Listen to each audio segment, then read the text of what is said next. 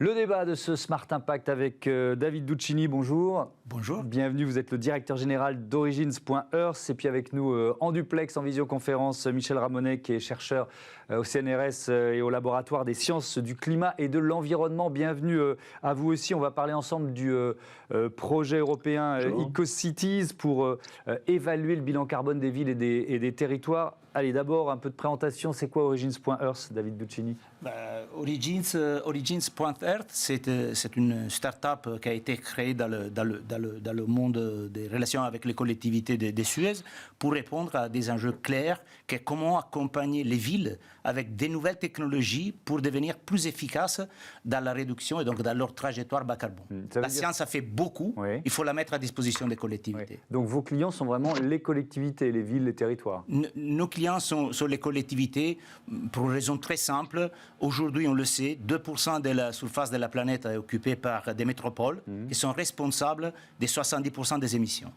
Et dans les 70% des émissions, 72% c'est du CO2. Et donc, s'il y a une priorité aujourd'hui sur la planète, c'est accompagner les villes pour réduire le CO2 dans les villes. Oui, parce que là, on a un levier d'action potentiellement efficace, évidemment. Et c'est ce qu'on va voir ensemble avec ce projet EcoCity. Donc, vous êtes partenaire du laboratoire des sciences du climat et de l'environnement dans le cadre de ce projet. Michel Ramonet, présentez-nous EcoCities, c'est quoi ? En quelques chiffres, c'est un projet donc effectivement financé par la Commission européenne à hauteur de 13 millions d'euros pour une durée de 4 ans qui inclut 38 partenaires répartis sur 15 pays européens. Et c'est vraiment effectivement focalisé sur la thématique des émissions de CO2 par les villes. Comme l'a dit David, ça représente 70% des émissions de CO2. Donc les villes sont clairement des acteurs incontournables des efforts de réduction des émissions de gaz à effet de serre, principalement le CO2. Et de fait, vous avez dû entendre, de nombreuses villes se sont engagées sur des plans climat extrêmement ambitieux, visant à tendre vers la neutralité carbone, en général à l'horizon 2050. Alors ça représente évidemment des efforts considérables, avec des actions à mettre en place sur un peu tous les secteurs d'activité, qu'il s'agisse du trafic routier, du résidentiel, des émissions par l'industrie, etc., etc. Et je pense que clairement, pour maintenir de telles actions dans la durée, il sera indispensable de disposer des outils qui permettront de vérifier de façon fiable l'efficacité des mesures qui seront prises, mais aussi de pouvoir les présenter, les résultats obtenus, de façon transparente et efficace aux citoyens des villes, pour l'acceptabilité des mesures. Alors, et donc c'est vraiment l'objectif du projet européen, du projet européen EcoCities, qui sur une période de 4 ans va déployer différents types d'approches de capteurs dans 3 villes pilotes européennes, donc de tailles différentes, un peu typique des villes européennes, donc c'est Zurich, Munich et Paris, sachant que l'essentiel de l'effort est mis quand même sur Paris. Oui, Paris est un peu une ville pilote, on va y revenir. Quel est le rôle de votre laboratoire des sciences du climat et de l'environnement dans le cadre de ce projet ? Le LSCE, le laboratoire, a une très longue expertise sur la mesure des gaz à effet de serre. Mais depuis plusieurs décennies, nous faisons des mesures de CO2, mais plutôt à destination de surveiller, disons, les échanges de CO2 avec les océans, les écosystèmes terrestres, les forêts, les cultures, etc. La thématique des émissions urbaines est relativement nouvelle pour nous depuis quelques années. Donc, au vu de l'importance du sujet, on déploie des mesures. Donc, on utilise l'expertise que nous avons sur la mesure du CO2 pour déployer des nouvelles méthodes dans les villes, sachant qu'il y a des défis assez particuliers pour des milieux qu'on peut imaginer effectivement extrêmement complexes dans les villes, au vu de la multiplicité des types d'émissions de CO2 auxquels on est confronté. Alors on va prendre l'exemple de Paris ensemble. David Duccini, comment vous intervenez à Paris? Vous avez choisi un certain nombre de sites, c'est ça, dans lesquels il faut équiper, mettre des capteurs? Comment ça marche? Oui, si on souhaite faire le pont entre la science et les collectivités, il faut savoir travailler avec la science. Et donc le rôle d'Origins dans le projet EcoCity était très clair, c'était identifier les bâtiments sur lesquels installer les 20 stations de mesure qui sont prévues par le projet. Ça nécessitait l'étude de plus de 5000 bâtiments, donc on les a classifiés avec des systèmes, des systèmes d'intelligence artificielle. Ici, on a choisi les bâtiments les plus adaptés pour répondre aux exigences de la science, mais compatibles avec des bâtiments accessibles, avec les propriétaires disponibles à le faire. C'est un aspect très opérationnel opérationnel, Oui. mais je peux vous dire, installer des stations de mesure sur les toits parisiens, ce n'est pas la chose la plus facile. C'est pas si simple parce que ça prend beaucoup de. C'est pas forcément très volumineux, j'imagine, une station de mesure. Non, la station de mesure, je pense, ne fait même pas 40 kilos. Oui. C'est un boîtier d'1 mètre. Mais il C'est faut la pouvoir y difficulté. accéder. Mais il faut pouvoir accéder. Il y a aussi une expertise dans la gestion d'installations en grande hauteur. Donc, il y a des aspects d'hygiène et sécurité à respecter, des normes, des règles, et aussi d'avoir la capacité de dialoguer avec les gestionnaires des immeubles. C'est pas... Et donc, on va pas citer tous les sites, mais quelques sites pour se rendre compte un peu. On a TF1,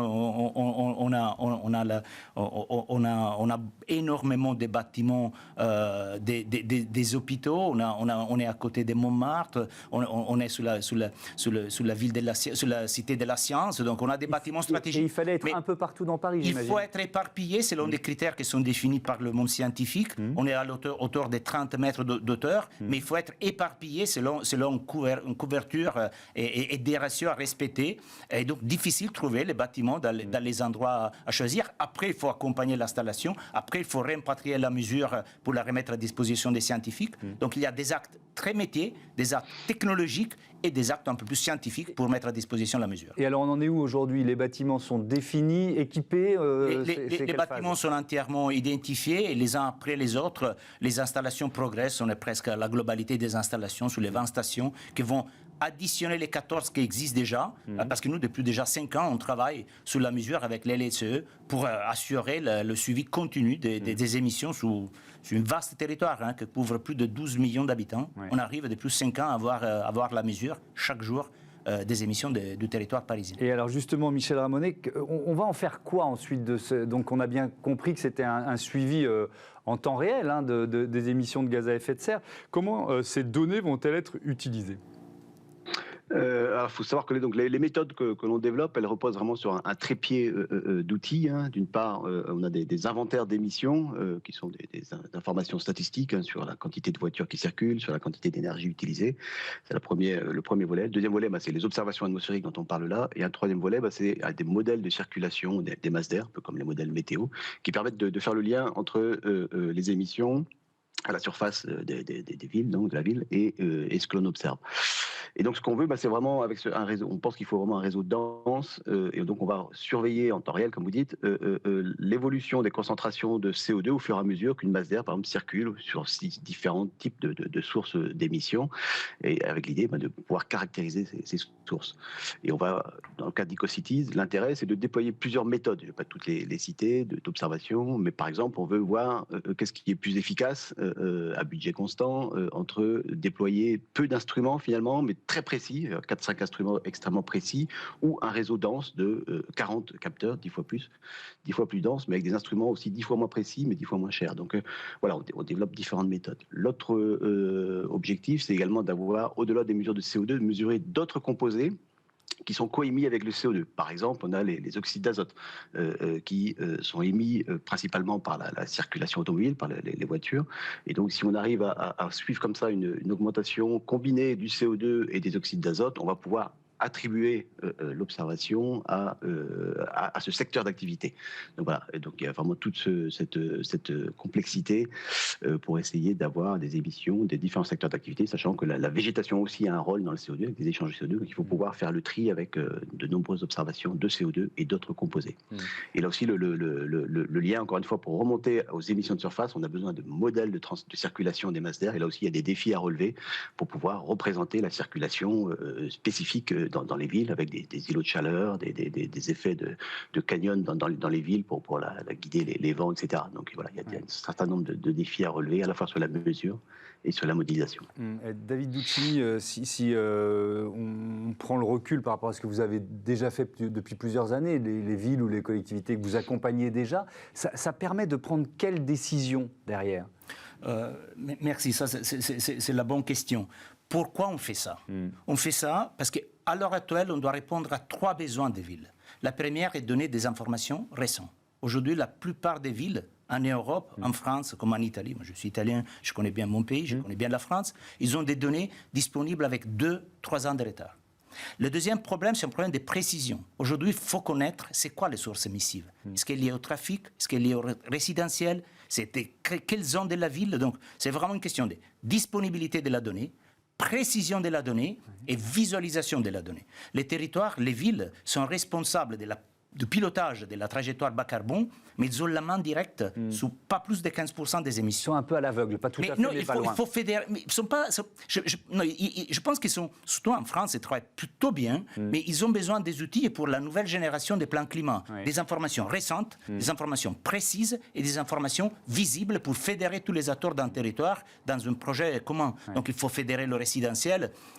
Des cas concrets, on a pu mesurer l'impact du plan de sobriété. On a vu qu'effectivement, le plan de sobriété, le dernier trimestre 2022, a produit des émissions de 26% plus basses sur le résidentiel et le tertiaire que l'année précédente. Donc, si on arrive à avoir la perception des impacts de nos actions, on peut maximiser les choix et on peut les diffuser et aussi les partager avec les citoyens. On demande beaucoup aux citoyens pour la réduction des émissions à travers le changement du style de vie. Il faut le rendre visible pour savoir concrétiser les résultats de toute la collectivité. Oui, et puis effectivement, je suis vraiment 100% d'accord avec vous. C'est-à-dire que quand on voit que ça marche et qu'on en a la preuve grâce à des données, ça donne envie de continuer, quoi. Moi, je pense que vous avez cité mon passé. J'ai travaillé énormément sur l'optimisation des systèmes de distribution d'eau potable. C'est seulement quand on arrive à rendre visibles les résultats des efforts qu'on peut continuer dans la démarche avec le même d'énergie. C'est un travail dur, réduire les émissions. Il faut y croire, il faut rendre visibles les résultats et il faut choisir